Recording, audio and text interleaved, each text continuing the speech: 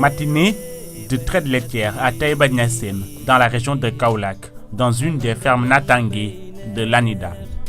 L'élevage a démarré ici en 2012. Ces vaches de race jersiaise sont connues pour leur potentiel laitier. Elles ont permis aux producteurs qui fréquentent la plupart des fermes de l'Anida d'avoir des revenus supplémentaires.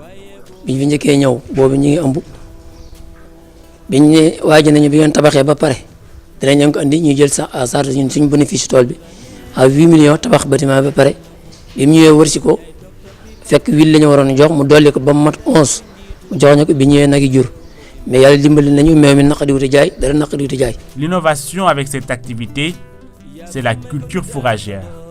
À Taïba Niassène, on cultive du niébé et dans la ferme d'Agababou, le maral falfa permet aux producteurs de garantir une alimentation saine au cheptel, surtout en saison sèche. dañuy bay ñebbe maanaam ñax mi maanaam Anida moo ñu ko indi maanaam ñaari xeetu ñax la maral falfa ak balakaria waaw ñaar yooyu moom lañ fi amagum yoo xamante ne pour nag yi la ñu boole ko ak li nga xamante ne moo nekk ci biir tool bi parfois tamit ñu génn ci biti jënd. La diversification est une réalité dans les fermes Natangé de l'Anida.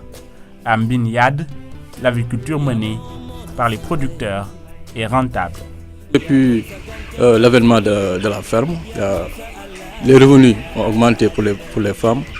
Elles parviennent à vraiment satisfaire les activités quotidiennes. Et même il y a un engouement dans la zone, il y a des personnes qui veulent même intégrer la ferme.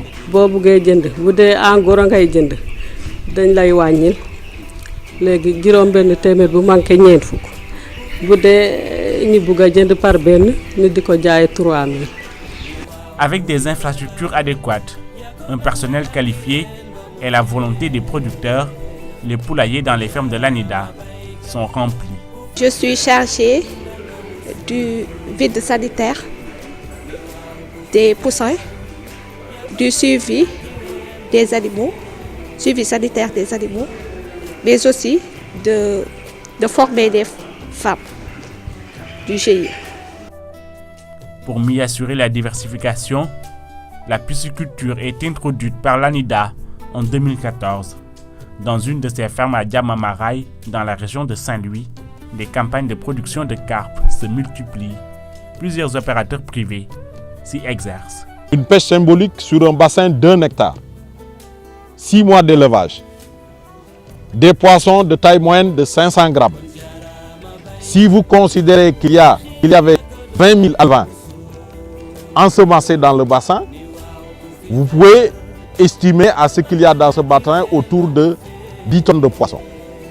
Le travail d'accompagnement et d'encadrement a touché aussi les privés. L'année dernière, il n'y avait pas l'organisation qu'on a eue cette année-ci.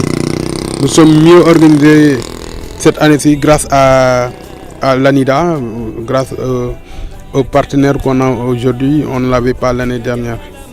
Dans ces terres agricoles émergentes situées à Keur Moussa, les producteurs peuvent mener tranquillement leurs activités, produire suffisamment et approvisionner le marché grâce au soutien de l'Anida.